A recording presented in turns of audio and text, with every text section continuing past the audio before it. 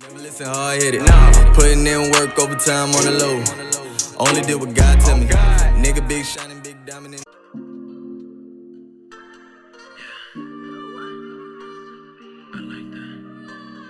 I ain't tryna play games with you. Try to teach you a thing or two. It's the way your body slowly moves that got me up on you. One time, I see one in your body, loving on your body. Look back at it, yeah. Do it like a bad habit. Always real slow, slow, slow, slow. How low can you go? I was bumping this. Hey, Hey. real slow, just do it. Go back, make it pop and move. Turn around, let me look at you. Do it like you got a point to prove. You do it. 1, 2, 3. Slow wine, don't miss a beat. Arch your back, keep your hands on your knees. Just do it. One time, your body is calling, yeah, for me. Look back at it, yeah. Do it like a bad habit. Always real slow, slow, slow, slow. How low can you go? Tick tock, shift and roll. Move your waist real slow, slow. Just do it. Slow, just do it. That's the All vibe. right, I had to add that one. Do it. All right. Slow, just do it. Do it. Slow, just do it. Slow, just do it. Move your waist real slow. How low can you go? Tick tock, shift and roll. Move your waist real slow. Just do it. Slow.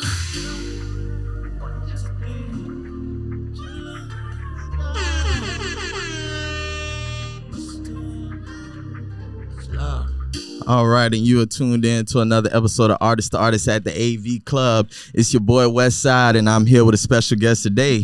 It's the Adam Ford, you know. We are shy with it. You heard? Let's get it.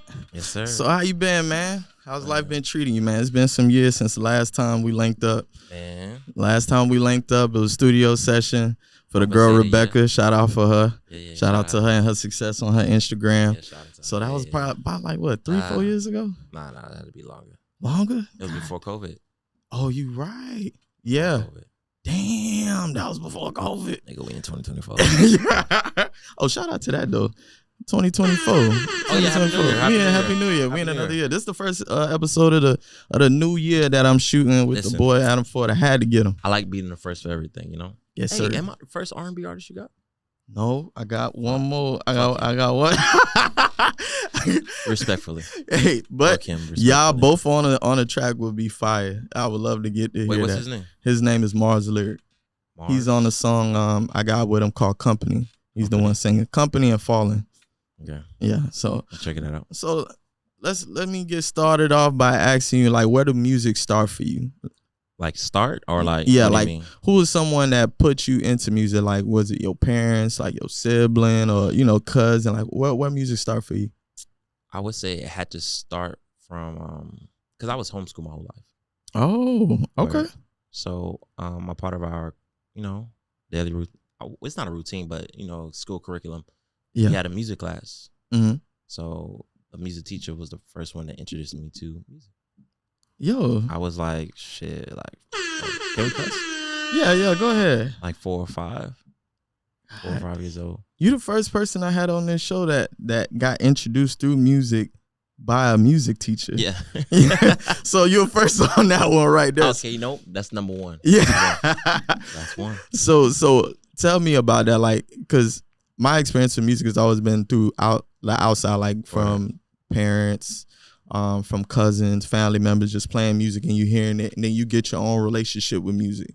So like, how was that, like getting introduced to it by a teacher? Like, what was some of the stuff she put you on to first? So, as a kid, it's like you're like a sponge. So you don't know anything. So you just follow at the end of the day. So I was following the right way. So when it was introduced to me, I thought it was just something to do. So it started off with like, music theory, understanding music, how is it applied to life and things in that nature. Starting music, reading, playing from a recorder and doing percussion, tempos and all that stuff. So actually my foundation started the right way. Yeah. Not knowing what I was doing or what I was learning, but if I look back today, it's like I understand why I see music in a certain way. Okay. And understand it in the way.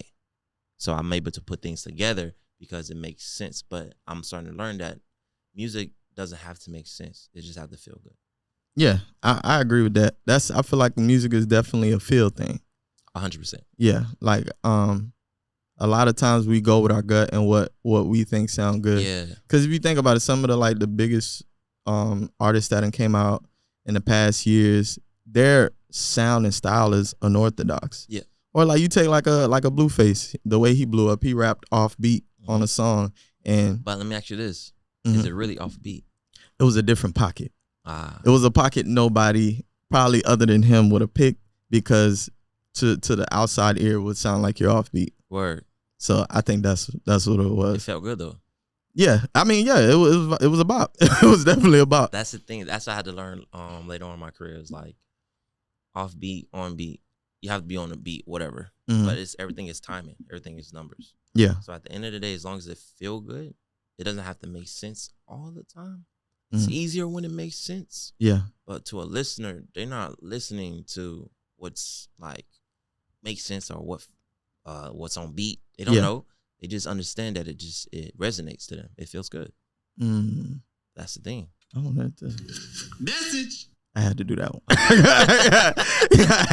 That's a message right there. But so like, was that your favorite subject back then? Like No. when you were, No. because I'm curious, because since you was homeschooled all your life, your experience growing up was different than like some artists that grow up in like public schooling, and you know what I mean? I think so. I don't know. Like, I wouldn't be able to like compare it or relate it to that. Like, the experience is different because at the end of the day, it felt normal to me, and people would understand like, oh, you don't have friends. I knew everybody. Okay. I knew everybody. I had plenty of friends. I wasn't excluded from a lot of things. I think it helped me in a sense where, how sometimes we get lost in school by the things that are around us, by the influences, people, oh, this is cool, this is not cool. I never had to go through that. When I went to school, I had to learn. Everything after school is extracurricular activities. So I was in all the sports, participated in a lot of things and everything of that nature. But when it was time for school, it's time for me to learn, and I learned. Okay. That's the only thing I can say. No, I definitely peeped that when I first met you. You was doing everything. You played tennis, you basketball, you could sing. I was like, yo, what can this man do, bro? Man, like, I don't know. I was like, you was probably the first person I met that was as that multi-talented in different things at a high level. Because it's not like you just was like a hooper, like, oh yeah, you could hoop. Like, you could hoop for real. You know what I mean? And even tennis, I've tried to play tennis. It ain't that easy. Like, that's one sport that you just can't walk on the court and just play over time and just be good. You have to have proper coaching. Because at the end of the day, or not even proper coaching, you just have to go get a proper technique. Yeah. And at the end of the day, you just do whatever you want with it. But at the end of the day, you have to have that lesson. So do you feel like, and do you take anything from those, like for example, tennis, do you think anything from that helps you in your music 100%. As far as how you approach it? 100%. 100%. Because at the end of the day, the music industry or the music business is not for the weak. That's facts. So in sports, you're always taught to you're the best. Whenever you step on a field, court, or anything, you exemplify yourself as being the best. So there's no one better than you. The only person you competing is with yourself. That's facts. And tennis, I wasn't competing against the person that was across the court from me. I was competing with my racket, with myself. Like, I was playing the ball. I wasn't playing the opponent. Yeah. That was it. In Basketball, same thing. You're not competing against the other team. You're competing at, how high of a level can you operate and how long can you do that? Yeah. So, and the same thing. So how I applied it to music was, at the end of the day, how consistent and determined can I be to making things work? In music, like how consistent can I be with content? How consistent can I be with singing? How consistent can I be with being creative? That's 100% thing, being creative. So I took that and not taking everything so personal when someone tells me, because everyone's your biggest critic. That's right. Everyone say, oh, you should do it this way, or you should do it that way, or you should do it this way. I take all those things and not take it so sensitive, and just take it as a point where it's like learning. Like maybe if I add a little bit of this, a little bit of that, and see what happens. That's the thing what I took from it, like tough skin. So what is your process like when it comes to releasing music? Are you the type of person that send it to a certain collective of people and get their opinion on it? Or do you solely, just like you said earlier, go with what feels right and just put that out? Earlier in my career, I would just go with just everything myself. Like, not everything myself, I would just be shy to letting other people hearing my stuff, because I would be afraid of what they would say, or if they like it, if they don't like it. And I would just, okay, I'm just put this release there and I'm gonna put it out and see what happens.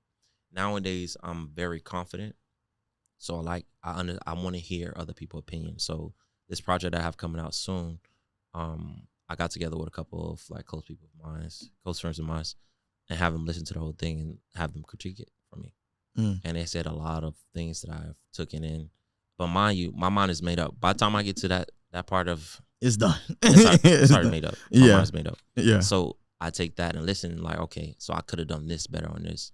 But that doesn't mean I'm going to change certain things, unless it's like a huge, like, okay, yeah, I'm definitely going to change this. But other than that, I'm just carried on to the next one, so the next one could be better than the one that I just put out. That's how I do it now. That makes sense. Okay, so I want to ask you, because I know you talked about growing up in homeschooling. Right. You're a parent, right? Yeah. All right, so I want to ask you, what was that process for you musically wise? Like, what was the change or the things that you felt that as far as like when you had a child doing music that may have changed how you approach things or how you pursue your career? Did it have any kind of effect on it? No, at all. Absolutely no. The thing was, I'm a type of person that goes with the flow of life. Whatever I'm given, I deal with it. So it's like, I feel like life is like a learning experience. You're never the same person you are yesterday. So even if things happened a week ago, I'm not that same person anymore. I'm always growing every day. So when I had a child, it didn't change. It just added on to my story.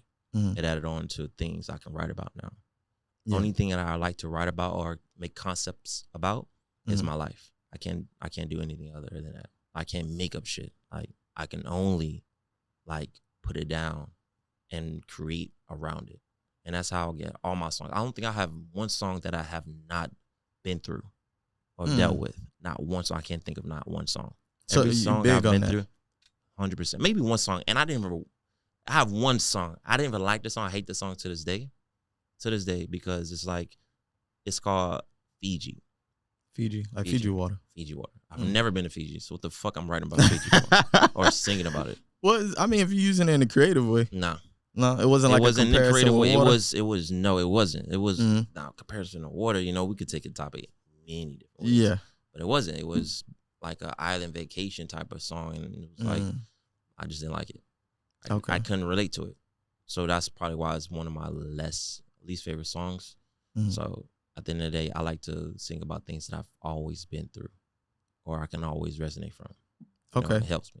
So I would take that you're a writer. You write your own music. Yeah. Okay. And I've learned to incorporate writers now in my career because it's a lot. Because I'm doing so much. I've learned how to do everything to a point where it's like, why? Yeah. Incorporate more people. That's how the music industry is now. It's like networking is the number one thing to do. Yeah. In all industries, I should say. Networking. So if this person did this, they can share it. Yeah. This person was a part of this, they'll share it. This person was a part of this. Even if they want instrument, they'll share it. So if you got like 10 people in a song, that's 10 people that wants credit for the things that was done. So it's like Now, instead of one person promoting this song because I did everything myself, I have 10 people doing it because everybody wants to be involved. And, everybody eats. I want you to make money. I want you to win. If this song pops, we all pop. Okay. That's how I look at it now. I had to learn that. So as far as the songwriting, did you learn that from your teacher? No. Okay. How you got into writing? Like, what made you decide you wanted to do music? Because I know you said that wasn't necessarily a favorite subject when you was getting homeschooled. No, so, it wasn't. So it was my second, though. It was your second? I loved it, though. Okay. But math was my number one. I love math. Oh, so you're a big math person. Yes. And I see why I like it now. Because at the end of the day, what is math based off of? You said what it's based off of? Yeah. Problems.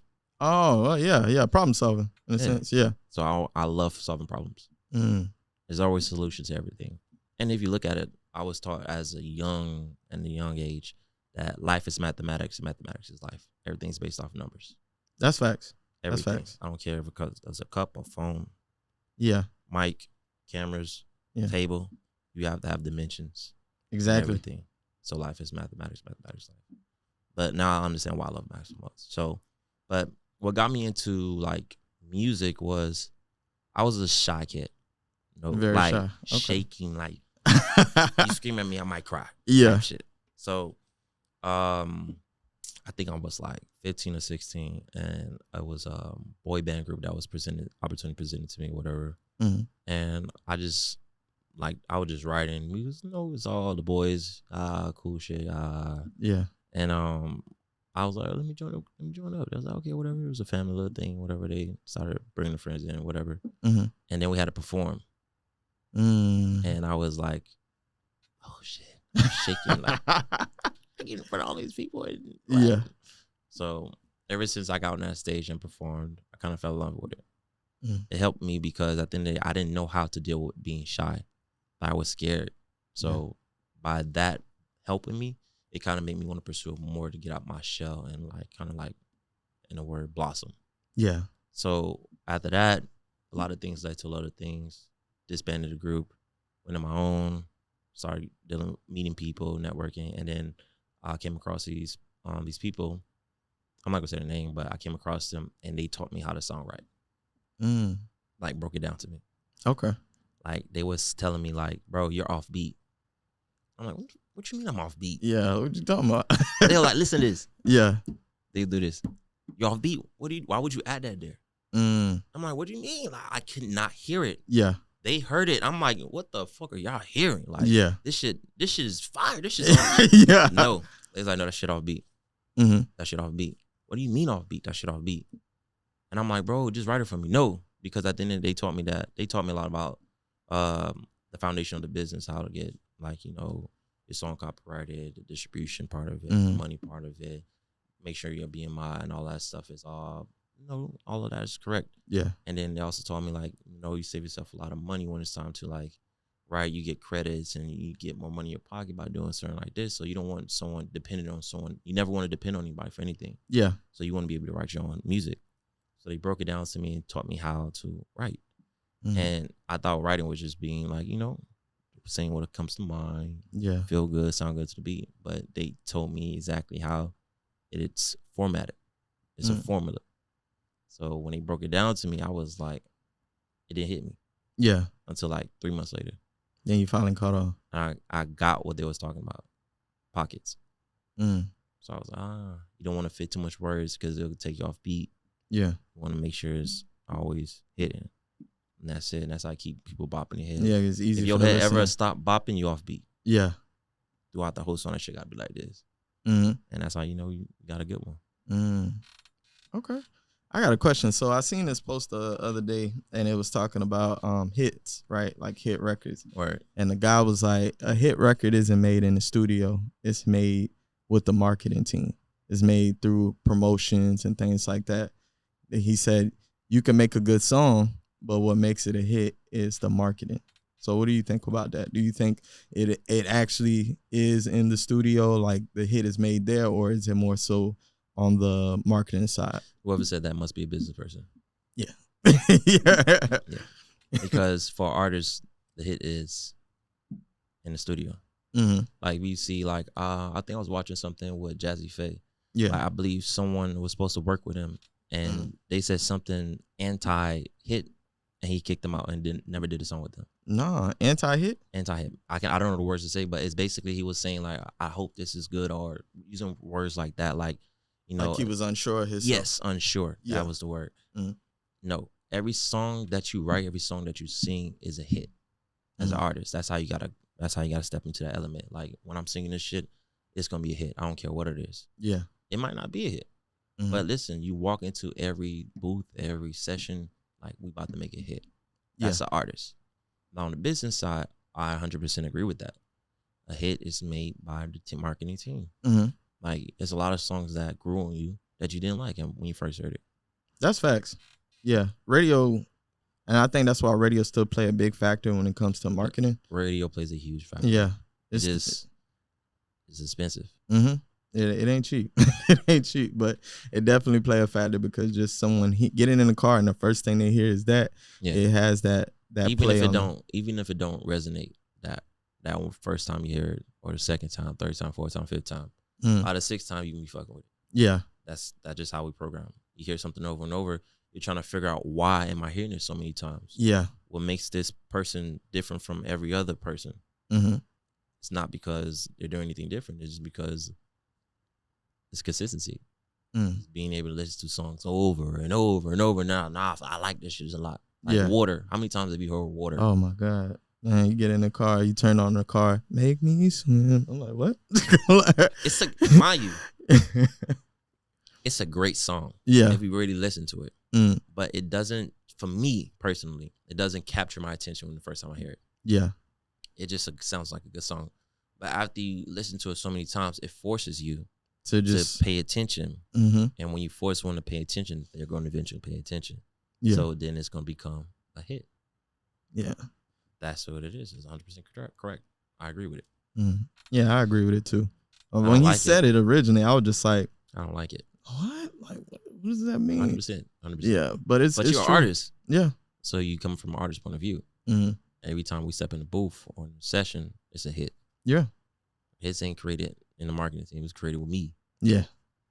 That's how I feel personally. But I mean, I think 100%. both sides need it in order for it to be a hit. 100%. Yeah, it's just as much as what's made. Ain't no me. And without me, ain't no you. Exactly. That's it. When it comes down to it, because I look at it now, like social media is kind of like that new radio wave. Yep. You know what I mean? Where you have the ability to get heard frequently throughout the day. It starts there. Especially if you can make it trendy and something that people are making reels and sounds out of. That's the marketing team. Yeah. The thing is, what a lot of people don't understand, it's like the music industry is like gated. It's like safeguarded. Yeah. Right? Once something pops off one time and they wasn't in, I would just say I'm going to just use they wasn't in control of it, they find a way to figure out what happened, and then they gatekeep that. Yeah, they lock it in. Yeah. Exactly, because now it's not, nowadays you could put out a record, right, and, put on social media, but it doesn't do nothing. Why? Yeah, they control the algorithm. The algorithm, yeah. Exactly. They dictate who sees what. Exactly. Yeah. Even if it breaks through the algorithm, it's gonna break for only a short time. Yeah. Then at the end of the day, it's just gonna go back to what it was. Because at the end of the day, yes, as long as they can see something that can grab someone's attention, they want to be a part of it. Yeah. So they can do make money off of it. And that's your job to do. Starting off, get the attention. Just get someone's attention. That's it. Yeah. Once you get their attention, then you can start, venturing off. But just try to keep someone's attention. That's not easy to do, just because like in a span of 24 hours, now that we got so many different sources to get entertainment from. So like when we was growing up, it was really just music. So you went to school, you probably had your iPod or iPhone, you playing music, or Zoom. Back then they had different kinds of MP3 players. So that was our source of entertainment throughout the day. So we was able to grow more attached emotionally to songs, compared to now you can turn on YouTube and get the premium, and now you can listen to whatever's on YouTube, whether it's an interview, a podcast, a song, a movie. If you just, you know what I mean, like you could just listen to $1. Yeah, 99 cents. You could listen to Minister Society, like, you know what I mean. But like it's like so many different outlets now that you can gain entertainment from. And then even social media. I like it that way. It's but like see, and that's why I tell people I feel like, yes, we have more resources now as far as artists, but it's also more difficult because it's not you just, for example, when we break it down to sports, right. And I broke this down in another podcast. When it comes to music, it's different than sports. With sports, if you're in AAU and you hooping, you're the best kid in AAU, right?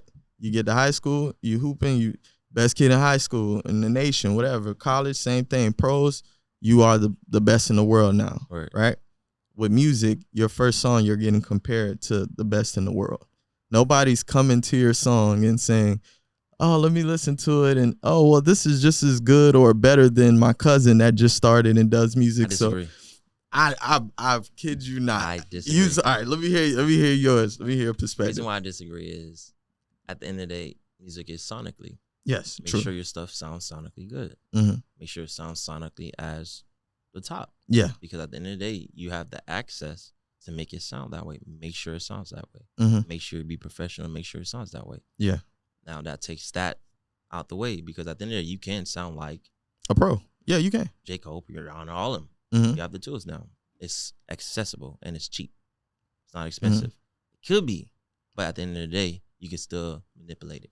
Yeah. Now, number 2 is target marketing, mm-hmm. target audience. In AAU, in basketball, you're not going to go AAU football because there's no AAU football. No. There's no AAU soccer. So it's like 7-on-7s. Yeah. You know, that's the target. So in music, it's the same thing. It's like if you're doing R&B, you're going to put yourself in that pocket where it's only R&B. Yeah, correct. Right? And be the best at it. Yeah. Right? That takes that out the way. Everything has its place. Mm-hmm. And that's why I say that you're not being compared to, because at the end of the day, it's levels to it. So no one's going to look at you as, when you're starting off, as Rihanna, because she's been doing it for years. Mm-hmm. Right? At the end of the day, like I tell you, it's all feeling. Like, Mm-hmm. can you make how many people can you feel? Can you touch, basically? Yeah. No homo. But how many people can you touch? Yeah. That's all it takes. Mm-hmm. Like, is a song good enough to crack that? But see, that's what I was saying. Like, when I say you get compared to like the best, so like, for example, if you're a rapper, right? Mm-hmm. You bring a song to someone, yo, I just made this song. You probably just started. They hear it, right? Mm-hmm. You're trying to crack their really 24 hours, but it's not really 24 hours because nobody's staying up for 24 hours, right? So you're trying to crack that between the mainstream artists that they listen to the sub-mainstream artists that not everybody knows, but this person may listen to podcasts, interviews, whatever. You're trying to crack that time. So when you're in that part of getting listened to get compared to whether you can crack it, you are being put next to mainstream. I agree. So that's why I was saying, like, sonically. Yeah, sonically. That's what I was saying, like, compared to like basketball, when you are a high school player, you know, they might say he has abilities like LeBron, or, you know, he can be as great as LeBron or Kyrie or Curry, but in actuality, they're grouping you and grading you based off your group. But listen to what you just said. Mm-hmm. When you first play someone a song, what do people always say to you when you play someone a song? Well, when you just starting off, oh, you sound like this person. They do compare, yeah. So when you're in AAU basketball, oh, this person could be just like this person. That's how music is too. It's the same way. They're not looking at you as like, oh, you got to sound like this. No, because at the end of the day, if you take away the Migos name, right? Yeah. Right? You don't know who it is. You listen. Let's put the music in front of people that don't know about music, right? Mm-hmm. And you play 5 songs. You put yourself in that category, Migos in the category, and don't put no names behind it. Yeah. And have them listen to it. That's how they see it. It's the same way. You know, because at the end of the day, it's all feeling. Yeah, whatever. Take away the name. Just take away the name. The reason why the Migos are so big is because they built their name. Yeah, they did from the ground up. They built the name. Yo. It's all about the name. Yeah. It's all about your name. They build your brand. It's the brand. Mm-hmm. They built the brand so high that at the end of the day, it's like, this is their sound. Mm-hmm. This is their brand. This is who. This is the standard. Lil Baby, this is his brand. This is his sound. Those names are like that. Now, if you listen, you strip the names away and just listen to the music, it all sounds what it is. Yeah. You know? I'm not gonna say it all sounds the same. That's it's just mainly like sonically what you attracted to and what you listen to. Make sure your shit sound good. Make sure your shit feel good. And at the end of the day, build your brand, build your name. How long did it take you, like, as far as like getting that foundation as far as sonically and how you want it to sound? It took a while. I ain't gonna hold you. Because at the end of the day, music changes so much. It does, yeah.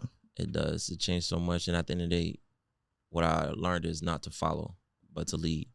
So it's like, if I'm trying to follow this, I'm always going to fall out the trend, because at the end of the day, it changes so much. So I just had to figure out what I like, what feels good to me, what sounds good to me, what I like to talk about. And once I figured out that, and I'll just keep doing it. Eventually people like it. So do you record yourself, or do you got a specific studio? I figured out you grew it? My, because at the end of the day, nowadays, it's about quantity. And it's like, how fast can you do this? Yeah. And how much can you do it efficiently at a high level? That's the difficult part. How fast can you deliver efficiently and make sure it sounds professionally? Yeah. So I had to figure out that formula, and I've kind of figured out. So I have a songwriter. I write myself. I have a couple producers. So they send me packs. I listen to it. I like it. Put it in a folder. I get with the songwriter. I throw concepts out, send it to him. He likes it. He writes to it. I record it. If I like it, take it to the big studio, finalize it, and send it off to the guy that mixes and masters it, and the song's ready to go. Okay. That's my entire formula. So I got a question for you, because I know you said you have a songwriter. There's some singers out there that don't know how to write, or haven't learned, or just they have a powerful voice, but they just don't have the ability to write a song, right? Word. We know them. There's plenty of them out there. There's some greats out there too that they can't write a song, but they can sure sing one. So what is the process for an artist that's up and coming that could sing, that don't know how to write? What would you give them advice wise to either find someone that can write a song? I would tell them to write. Or okay, so I would tell them to write. Where would you tell them to start as far as like how to learn how to write? I would tell them to look within themselves, bro. Like, writing comes from a story. Like, watch movies and look at different concepts of how a story is told. It always starts at the end, then brings you back to the beginning, then goes to the middle and leads you to the end of how they got there. So I would tell them to find a concept, and relatable concept, relatable topics. But I always like to tell people, like, write about what you've been through. It's easier to sing about something you feel than something you don't know, never experience, because the emotion is behind it. All music is emotion, because it helps people get through a lot of different things. Like, if someone's sad, and people do not like to feel alone, Yeah. So if you can make a person feel like they're not the only one, oh my God, it's a hit. Yeah. So I would tell a singer that's starting off to write, just write. Don't try to get a songwriter yet. That's because at the end of the day, you ain't there yet. Because obviously you can sing behind it, but it really depends on the artist. At the end of the day, what are you trying to be? Who are you trying to be? Yeah. You feel me? At the end of the day, I feel like you can get to take advantage of a lot. So that's what I would say. Just try to grow that craft, and it helps you with your singing, believe it or not. Because I know someone that can sing, but shorty just, her pen game wasn't there. Yeah. Because the reason why I say write, because when you're writing, you're learning different pockets. So imagine a person that understands the pockets and when to, do runs and when not to, when to hold it and when to not hold it. That's what writing teaches you. Because at the end of the day, you have to flow with the beat. Because if you don't, that shit not gonna sound good. So at the end of the day, I would tell a songwriter, a singer, a great singer, just to write, because you'll learn how to be in the beat instead of like, I don't want to say off beat, because there's no such it thing. Ain't on beat. It ain't on beat, bro. I don't believe in that no more. I believe in like whatever feels good. So I would say write to learn how to make things feel good. So do you have a certain regimen that you think a person should follow when it comes to songwriting? Nope. No? Be free. You never put yourself in a cage or bound yourself by any limitations or what people say their standards as, or this is the right way to do something. No, there is no wrong way to do something, because you always learn from it, so it can't be wrong. So at the end of the day, I would say, be free.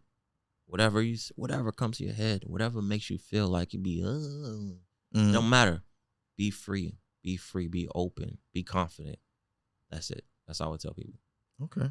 So what's your like what you've been up to lately? I know you've been active. You about to drop a single. Yeah, I'm about to drop a single. I did a whole project. It's a 10-song project. I did that. I'm not sure how I want to put it out because the way I think about releasing things nowadays is different.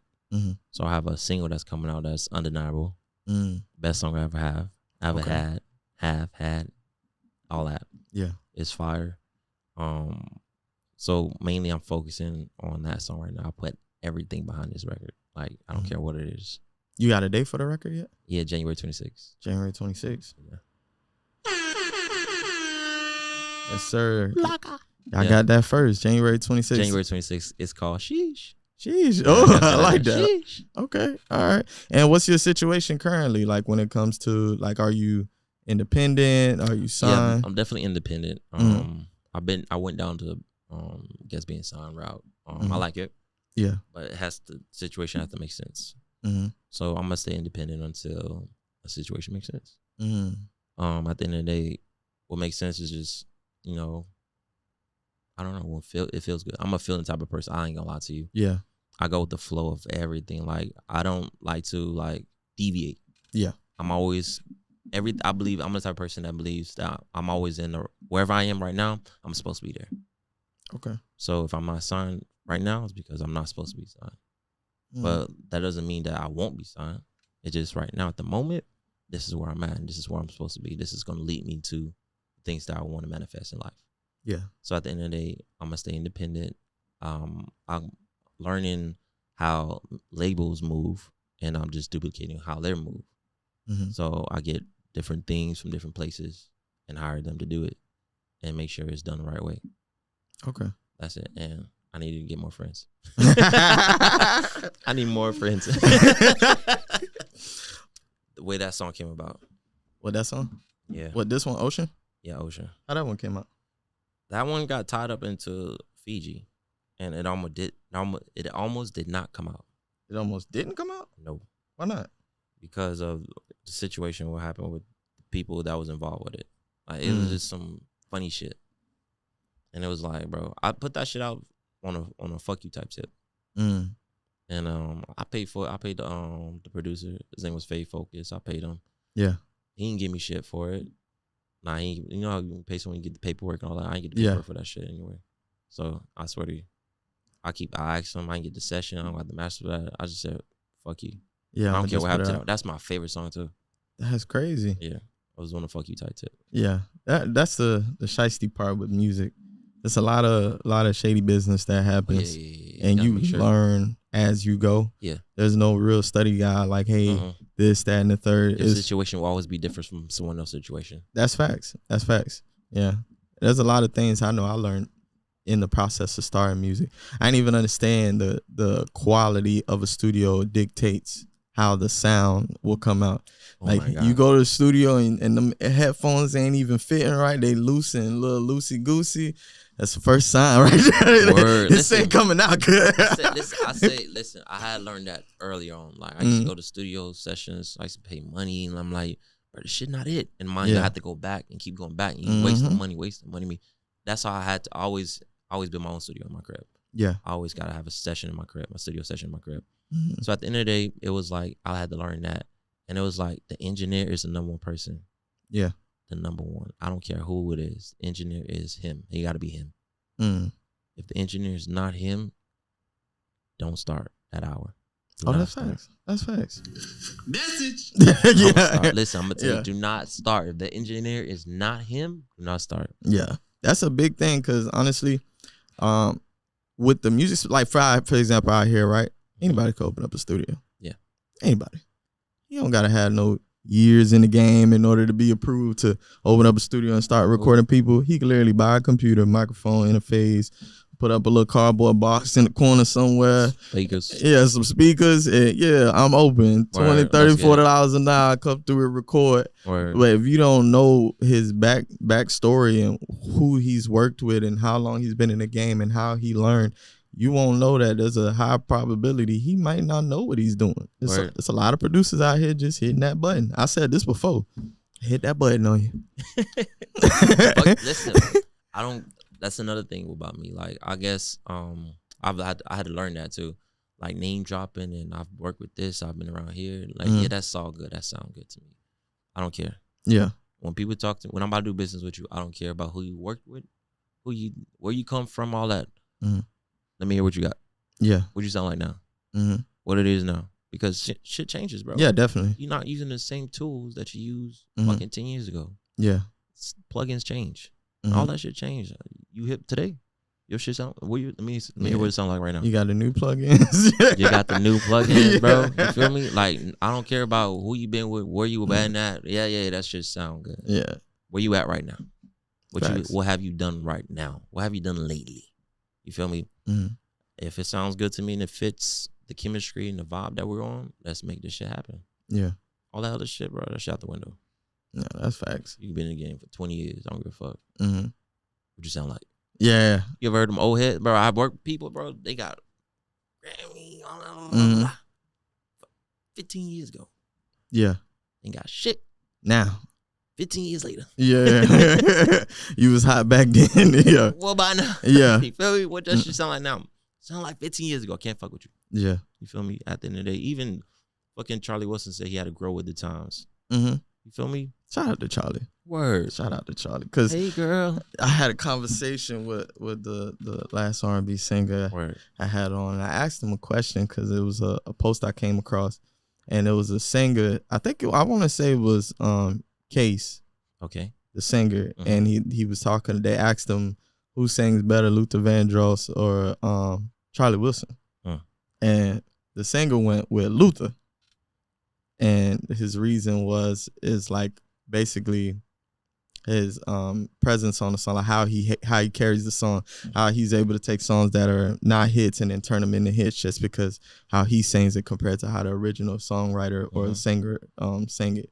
And I'm more of the Charlie because how he's able to move with the singing and do all that and hit different notes. Like, I think Charlie Wilson is probably like one of the best singers I've ever heard. That's just me. One of the best. Okay, one of the best. I would say one of the best, but it depends on like what you look for in a singer. You know, different singers have different range and different things that make them great compared to like other people. So Luther fire. Yeah.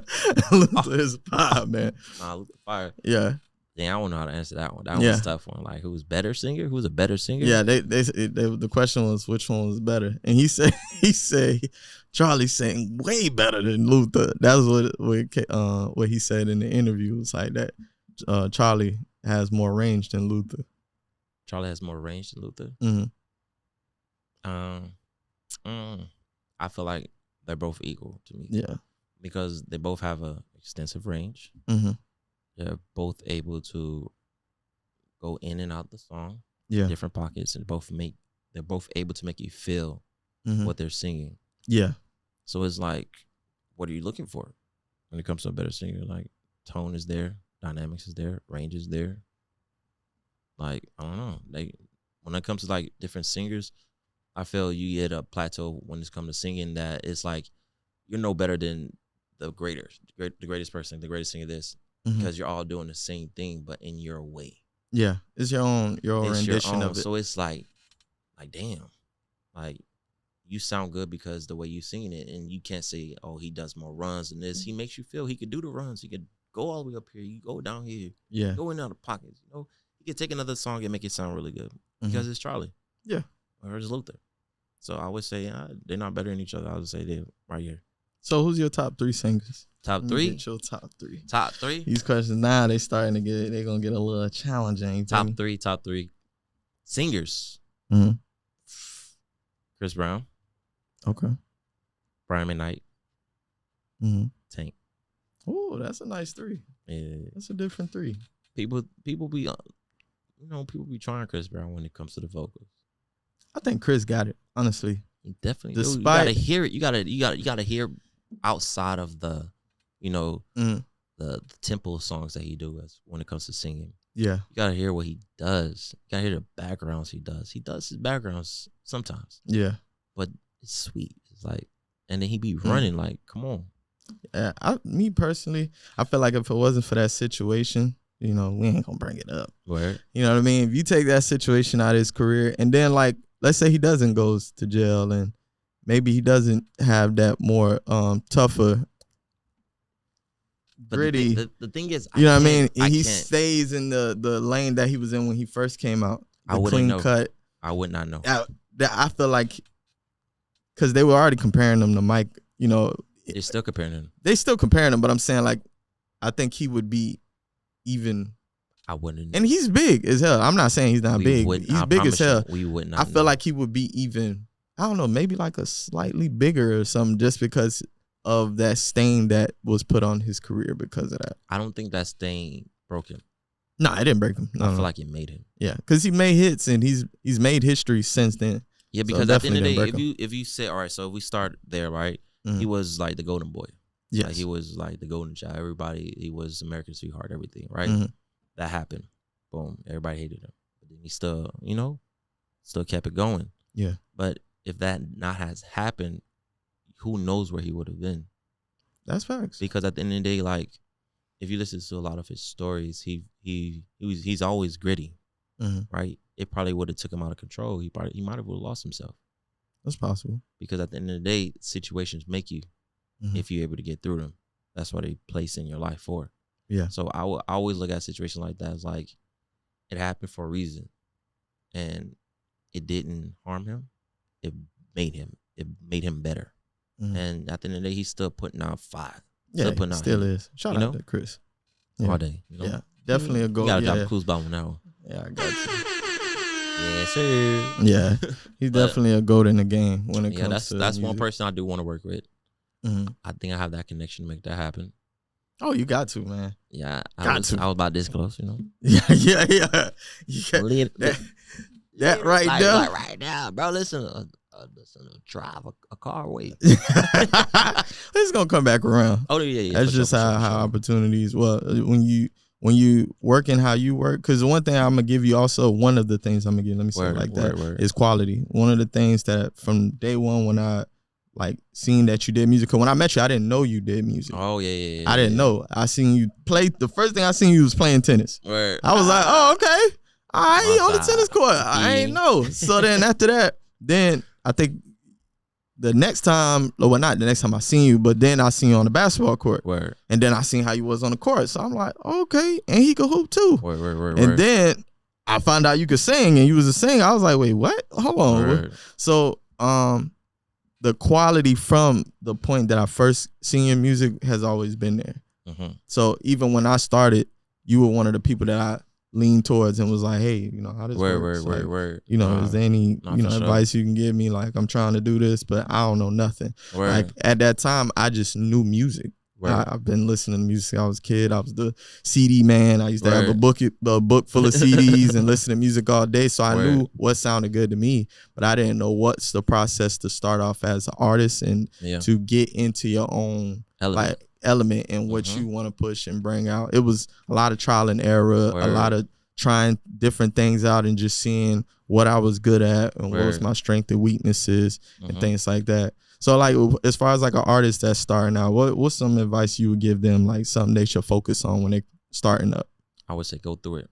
I said start your path, start your journey. I would say, and walk that path. I would say just start for what you know, and listen, pay attention, and don't take things personal, but just start, because at the end of the day, your story is gonna be different from another person's story. I would say try to build a strong foundation, on what you want. Make sure you know exactly what you want, because at the end of the day, people will try to live their life through you, and then it might not be something you want for yourself, but for what someone else want for you. So always know what you want, be confident, and just start the journey. It's always gonna be, you're gonna learn a lot. You're gonna go through a lot of struggles and a lot of hardship. I've been through. Yeah, but always come out even stronger, because at the end of the day, there's no such thing as an L to me. Yeah. A loss, I would say, no such thing as a loss, is always a learning experience. I like that one. Yeah. It's not really a loss. It's a lesson. It's a lesson. Yeah. Exactly. It's always never lose. I'd never lose. Mm. I will probably say I'd never lose. You think you beat me, but you didn't. That's facts. You're going to see me a week later. Let's get it. We're going to run it back again. Until I get that W. Yeah, I got to get that win. Yeah. I got to get it like, yeah. When I get two L's like that, oh, boy, that's a W. That's facts. And that's a great way to look at music when you doing music, because it get challenging. Man. Like, one of the things I would say is, like, being able to stay on an even keel as you keep going, because life going life. Exactly. Right? All the time. Life going life. With that being said, it's like when you're going through the process of creating music and starting a journey and things like that, you're gonna have different things that happen to you in that process, and the ability to keep going and stay creative and stay pushing and stay informing people in different things and putting them on game of what you are and who you are as an artist. It's important. So, like, I had a conversation with another artist, and one thing me and him had in common is we are not people that walk in a room and be like, hey, everyone, I am an artist. Like, you know what I mean? Like, it's just, I'm me. When I'm out, I'm me. You know what I mean? I'd rather someone find them. Of course, I promote my music through social media, but let's say if you don't have me on social media, you know me, let's say we coworkers or neighbor or whatever, I don't necessarily be like, hey, I'm an artist. Hold on, let me stop you. Go ahead. Let me hear presence, bro. It's a presence. Mm-hmm. It's a presence. When you walk in the room, they supposed to feel you. Yeah, facts. And you walk in that room, you don't have to, hey, yeah, I'm Adam Ford. Mm-hmm. I do this and da. Yeah. That's a proper introduction. But at the end of the day, when you walk in the room, people are supposed to feel your presence. And it's supposed to be so loud that they want to come over there and say, who are you? Yeah. That's how I believe. Every room I walk in, I'm like, listen, I'm him. Mm-hmm. But I don't have to say that. Yeah. You just feel it. Like, I get a lot of comments like, oh, my friends be like, who? Every time you walk in the room, be like, who are you? Had to be something this, got to be something that. And I'm like, bro, I don't even know. Yeah. I just walk in as me, like you said. Yeah. I walk in as me, bro. I don't. Yeah. What the hell? Yeah. Like he had to be an artist or something like that. And I'm like, yeah, I am. Yeah. But that's how it is. But they won't ever say it. But as long as you walk in the room and understand that every room you walk in, you are him or her, you know, at the end of the day, it resonates. Presence. Yeah. It's all about presence. Oh, that's facts. Definitely. And personality is a big thing. Yep. Like, one of the things I'm big on is small talk. Like, I'm good at talking with damn near anybody. Word. It could be the oldest man in the room. Word. And we'll sit there and we'll have conversations. And because you will learn from anybody. Word. And like you said, everybody's story and journey is different. Yes. And you could sit there and you might find out game that you never knew that was, you know, that he might be hip to. Yep. Yeah, and just easily, and now you're like, oh, okay, now I'm going to apply that. And it simply just came from just a small conversation with some random person. You know what I mean? I just happen to be waiting for food at the same time. It might be something like that. I'm good at small talk, but I'm not good at like initiating it. Like I listen. Like, people will come talk to me and I'll listen and I'll say a little different things to keep the conversation going, but I don't overtalk and I don't undertalk. I'm just gonna listen, because people, like, sometimes people don't understand that they just want to be heard. Yeah. A lot of people just want to be heard. So I'll give you the opportunity. I'm gonna listen to you. I ain't gonna interrupt you. I'm gonna allow you to speak. I'm gonna comment. I'm gonna show you that I'm paying attention, because a lot of people don't pay attention. I'm sure I'm paying attention. That's facts. I'm gonna show you that, hey, I heard what you said. I'm gonna compliment it. I'm gonna talk about it, and then keep it moving forward. But initiating a small talk is like, I'm still shy. Yeah. I'm still shy till this day. So, like, initiating anything is like,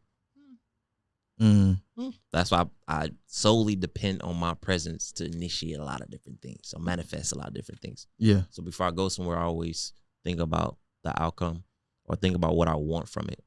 And hopefully when I walk in that room, I get it. That's how I move.